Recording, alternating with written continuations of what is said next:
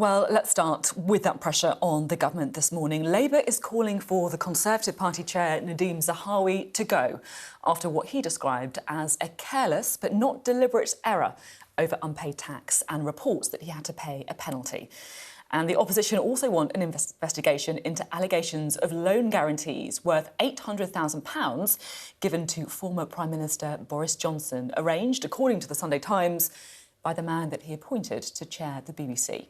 Well, both Richard Sharp and the former Prime Minister deny any claims of a conflict of interest. Well, we can speak now to the Foreign Secretary, James Cleverly. Thank you for being on the show this morning. Now, the last thing that I read before I went to bed last night was a tweet that said, "Thoughts and prayers to whoever is doing the media round tomorrow." Were you tempted to pull out?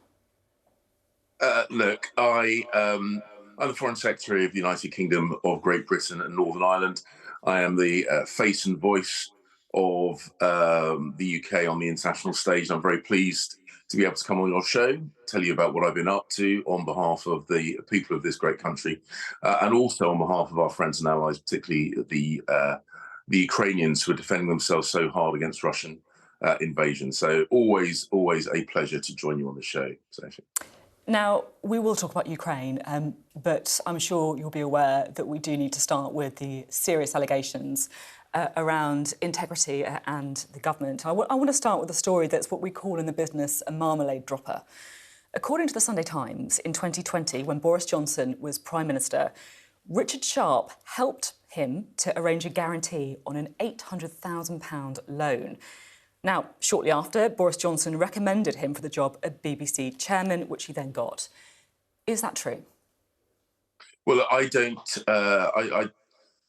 not had a conversation with either of those parties about that situation. I have met with Richard. We discussed the World Service. He struck me as an incredibly competent, experienced, thoughtful individual. And I can see exactly why he has the attributes, both personal and professional, to be the chair of the BBC. So, as far as I can see, his appointment was made on those merits, and he has said, and I take this from the intro that you just given, that he denies there being any conflict of interest. But as I say, I can see the merit, I can see the experience that he brings to the job. You know, you say that you haven't spoken to Boris Johnson or Richard Sharp. I just really wonder if that's good enough. I mean, you're close to Boris Johnson. You've got his phone number. Why don't you text him? Well, I'm sure you've got his phone number as well, Sophie. And I don't have actually. No doubt. Do you not? Well, look, as I say, the fact of the matter is that Richard is undoubtedly an incredibly experienced individual, steps into this role with, as I say, both personal and professional attributes which qualify him for the job. And we've had senior people in the BBC who have political affiliations. Most people have political affiliations. A number of them are active, so it's not at all unusual to have individuals in the senior levels of the BBC. Just to jump in, because the problem, the concern here isn't because of political affiliation. The concern people have is that there is a serious report here that Mr. Sharp helped to guarantee a loan of £800,000 to a man who then recommended him for the job. And you are saying that you don't know if it's true or not because you haven't tried to find out. And, you know, it might be easy for you to be able to come here and say, look, I don't know, I wasn't to do with it. But it's not great for transparency, is it? Well, look, you're the journalist, not me. I mean, it's not... I mean, my role as Foreign Secretary is, as I say, to be the face and voice of this country on the world stage, on the actions of our government and on behalf of our people. And, you know, as I say, I've met Richard. I've spoken with him about the BBC World Service, which, of course, is a part of the BBC, which is of most directly relevant to my department and the functions of my department. I didn't have, and there's no reason why I would have conversations with either him or the Prime Minister about this particular thing, because, as I say, anyone that looks at his CV can see he has a wealth of experience with large organisations And of course, the fact of the matter is there are plenty of people, as I say, who are or have been senior within the BBC who have political links. There's nothing wrong with that. The appointment clearly is one that requires someone of huge experience. Richard has that experience, and therefore, if he says that there's no conflict of interest, I know it's quite tempting to say, well, hang on a second, he's been a donor. That's not what I'm saying. I want to be really clear. That is absolutely not what I'm saying here. I'm talking about the specific allegation that he helped to guarantee an £800,000 loan to the Prime Minister, who weeks later recommended him for the job. If that is true, what does that say about the character and integrity of Boris Johnson? Well, look, as I say, I don't know the details of that. You're putting these things forward. I've not had the chance to validate that. I'm not calling into question, of course, the integrity of any of the people involved in that reporting. I just don't know the detail of that. What I do know is that Richard steps into that job with a huge repository of wealth and experience. This was an appointment made by my predecessor. The Prime Minister's predecessor, but one.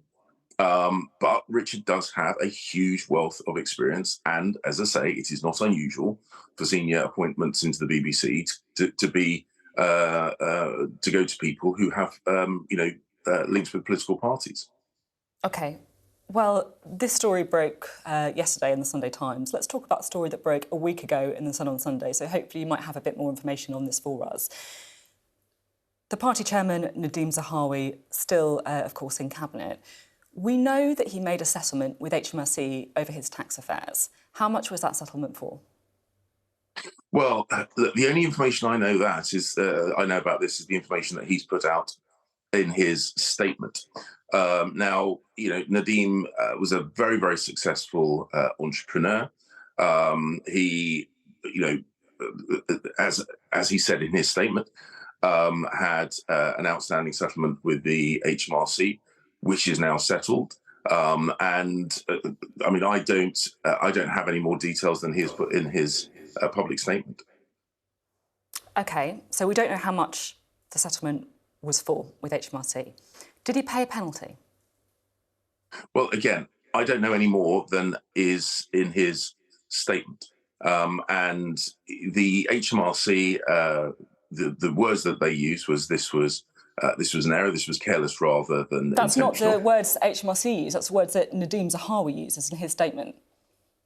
Well, my understanding is that that reflects the position that HMRC took towards this situation. So you say that all you know is what's in Nadhim Zahawi's statement that was made yesterday.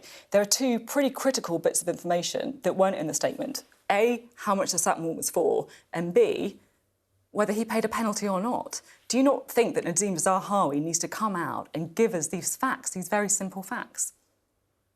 Well, look, I mean, we know that Nadhim was a very successful businessman before he came into politics. Incredibly successful minister, particularly in his role as vaccines minister. But ultimately, people's tax fares in this country, people's tax fares are private matters. And I know that as politicians, we quite rightly are expected to have a higher level of disclosure than perhaps other people might do. Nadhim has issued a statement where he has admitted that he made a careless error, that this is now resolved with the RC. I'm speculating about other people's personal finances. Even though I totally understand the fact that we are expected to be, I think, more open than other people in society would be, and he has been more open than others would be. He's made the point. He hasn't been. He's made the point. He hasn't put this information in the public domain. It was the Sun on Sunday who put this information in the public domain, and since then, I'll be honest, I'm not clear, how much the settlement was for, whether he paid a penalty. I'm not sure he has been clear if we haven't been told the simple information. And also, to be honest, I'm really not sure it's good enough either. There'll be millions of people who will be witnessing this story, people watching this morning as well, who, are struggling to make ends meet. They still pay their taxes on time. They pay the correct amount of tax. Don't they have a right to know whether a member of the government made a settlement with HMRC, how much it was for, and if he was paid a penalty? Well, I think what people have seen is that Nadine had been a very successful entrepreneur and business person But this before, is and completely. This is not the. That's not the question. We're not asking about his success outside. We're asking about his tax affairs, and it's still just really not clear. no, I think it is relevant because it's worth remembering that whatever tax he was required to pay was a direct byproduct of the fact that he created a business, a successful business, which employed people. And yeah, that business would have paid tax. Those individuals would have paid taxes. Nadeem has paid taxes, been a huge contributor to the UK economy, as well as being a very, very effective minister, particularly in that incredibly difficult time where he used his business experience in the management of the vaccine rollout. He has said that an error was made, but that is now fully resolved. And as I say, the fact that this is in the public domain is something that you wouldn't normally expect.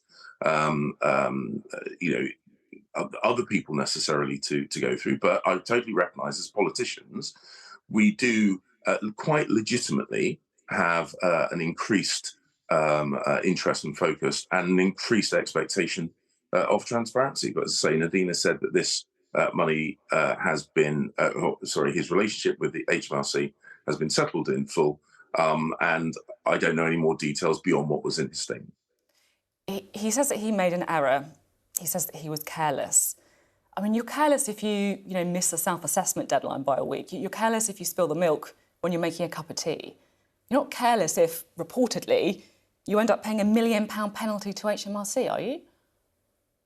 Well, there's process and there's magnitude. I mean, you say that people do make errors, and when those errors are highlighted, some people try to avoid making it right or doing the right thing, and others do the right thing. Nadine's done the right thing. In his statement, Nadhim Zahawi says, "When I was being appointed Chancellor of the Exchequer, questions were being raised about my tax affairs. I discussed this with the Cabinet Office at the time." When Nadhim Zahawi was Chancellor, was he under investigation by HMRC? Well, as I say, I don't know any more detail about the timing, about the granularity of this beyond what's in his statement. But the point is, This is not granularity. This is the question about whether the Chancellor, the man who is literally in charge of tax, was under investigation by HMRC over his taxes. And you don't know if that's true or not. I mean, that you can see how that looks, right? well, as I say, the detail I have is the detail that Nadine has put out in his public statement. And the point I've made is that this tax was due because he was a successful entrepreneur who grew a business from nothing. He came to this country with nothing, as you know, his backstory, escaping violence, persecution, and possible death in Iraq, coming to this country with nothing, unable to speak English, and he built a very, very successful company, employing people. And that is why these taxes were due. And ultimately, he, in conversation with HMRC, came to the arrangement whereby those taxes were fully paid. And I think that is, and as I say, I can't guess and I won't speculate about more detail than that. But the point is, he has said that it was an error, and he is now fully up to date with the HMRC. He says that he discussed it with the Cabinet Office when he was made Chancellor. When was Rishi Sunak aware of questions, shall we say, concerns over Nadhim Zahawi's tax affairs? You know the answer to that question already, because I've already said I don't know any more detail than is in his public statement. So if you're asking me for more detail than in his public statement, I'm not able to give you that detail. And I know that might be frustrating, but as I say, I don't know any more about the. That's very about convenient, isn't it? It's very convenient. I mean, I'll be honest. Most people would expect if you're coming out to be the front of the government this morning to be aware if the guy when he was Chancellor was under investigation by HMRC, when the Prime Minister knew about these allegations. You would expect to have done that research, no? Look, my job is as Foreign Secretary. As I say, what I've done this week is work on behalf of the government. This is not. I'm not an investigator. I'm not an investigative journalist, and I'm not. And I'm not. It's not my function or role to investigate my colleagues' tax affairs. My my desire to come on the show this morning was because I wanted to talk about the world that the UK, the work that the UK is doing on the world stage, the position that we're taking with regard to the defence of Ukraine. We'll talk about Ukraine. We'll talk about Ukraine. One final question on Nadhim Zahawi. Will he survive? Will he survive until Prime Minister's questions on Wednesday? I knew inevitably that I would have to speak about other issues as well, but there's a wide range of things that I'm dealing with just in my portfolio. Yeah, and as I say, I will literally talk about Ukraine after you answer this question. Will Nadhim Zahawi survive until Prime Minister's questions? Well, I mean, look, that's the kind of question that's designed to get a nice little clip, because it's. I mean, what answer I'm going to say other than yes? Because he is a very, very effective minister. He has shown himself to be, very, very successful businessman before coming into politics, taking that business experience into his role as vaccines minister. It is clear why he has been appointed to senior positions within the government, because he has demonstrated effectiveness in both the private sector and the public sector throughout his career. OK, well, let's talk about Ukraine, shall we? The story that I would have started this interview on if it hadn't been for the two allegations about members of the cabinet. Now, the UK has pledged to send Challenger 2 tanks to Ukraine. Should Germany send tanks as well? Well, we want to make sure that the Ukrainians prevail. We want to make sure that that is done quickly, because that is the best way of saving as many lives as possible. The United Kingdom has been very much at the forefront of supporting Ukraine with military equipment since before the invasion started, and we continue to do so with the announcement of those Challenger 2 tanks, as well as a whole range of other military donations. Of course, we continue to liaise with our international partners. We would like to see everybody going as far as they can, but each country will support Ukraine in a way that is most appropriate to them. Of course, I have been talking on the international stage about the provision of armoured vehicles, including tanks, to Ukraine, because that is what they're telling us that they need to defeat Russia in the east and south of their country. I mean, that's what they're saying to Germany as well, isn't it? And it's significant because, the German Leopard 2 tanks are seen as a potential game changer for Ukraine because they're easy to maintain. They're designed specifically to be effective against Russian tanks. Last week on the programme, I spoke to Ukrainian MP Lesia Vasilenko, who basically said Germany isn't doing enough. Do you think she's right? Well, look, Germany has done a huge amount already, and it's worth remembering that they come from a very different starting point in terms of their defence posture compared to the UK. I have been talking with my international counterparts about the provision of military equipment, particularly the Leopard 2 tank, which is an incredibly effective piece of equipment. Of course, I would like to see the Ukrainians equipped with things like the Leopard 2, as well as the artillery systems that have been provided by us and by others. I will keep having those conversations with our NATO allies and friends to facilitate the donation of the best military equipment to Ukraine to help them defend themselves against this brutal invasion. Now, the war in Ukraine is having a huge impact on, well, every country in the world, but in particularly some of the poorest nations when it comes to the rising price of food in particular. I spoke to the president of the World Bank this week. We'll hear the interview a little bit later on the programme, who was concerned about the level of debt that some of these poorest nations have. And he said that the wealthier countries should think about writing off some of that debt. Do you think he's got a point? Well, look, the desire for debt write-off is something that is discussed regularly. It's one of those things that is compelling as a headline, but there are some practical challenges with regards to the provision of future debt if there is a belief that debt will be written off, particularly when public sector money is leveraging in the private sector. But the simple truth is that the global south, the poorer countries in the world, are suffering directly because of Russia's invasion of Ukraine.